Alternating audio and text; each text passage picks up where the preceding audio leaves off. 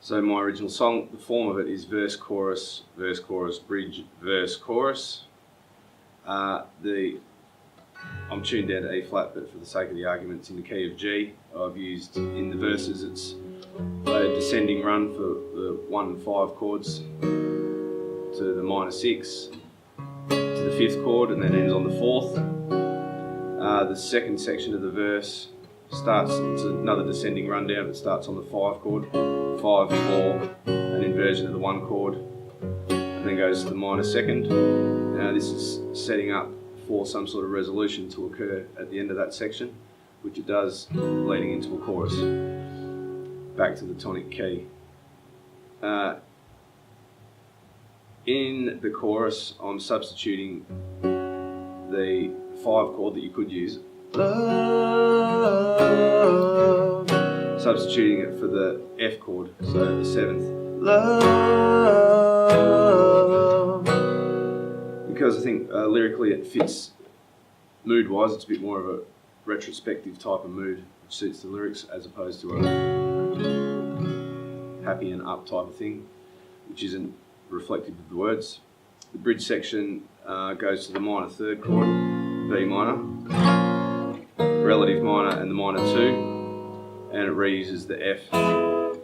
So it's a big contrast to the mainly major sections in the verses and the chorus. Just in reference to the 3rd verse, as it's the conclusion of the song and it's winding it all up, that's where I focused on the sense-bound language as to what the woman is feeling at the end of this situation, and trying to translate that into a sense-bound type of delivery. In terms of the lyrics, the story progresses through. It's a third-person narrative, basically, of a situation, of a story of a mother and a child she doesn't have regular access to her kid, and I'm just relaying this from my point of view to an audience.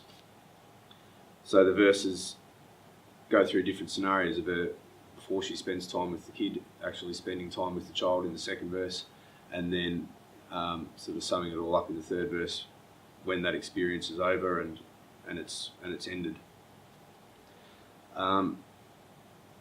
The last section of the 3rd verse, it's lyrically tied in with the bridge, with the lines of I think she knows that it's good for him for now, so it's using that as type of a justification of the pretty crappy situation that they're both in, and that's how the whole thing's come about. In terms of a rhyming scheme, the first verse is a bit all over the shop in a sense. It's always comprised of an A-B section. Sometimes it's A-B and plus a B, and then or an A-B plus an A, and I've also got a double A plus a B. So I'm trying to fit it into this Pat Patterson type of framework. The first verse is a little bit all over the shop, but by the 2nd verse and the 3rd verse, I think it can pretty much be an A-B plus an A. For example, one of the lines out of the 2nd verse, silence bangs around her room, A, the night before she sees her boy, B, she'll hold him soon, A. So it's a representation of that type of a format. The productive repetition used in the chorus is reasonably effective in this case, because there's only one word in the chorus, which is love, so it's being represented different times throughout the every chorus that it comes around. It's being represented in a different way based on the context of the verse that it's following.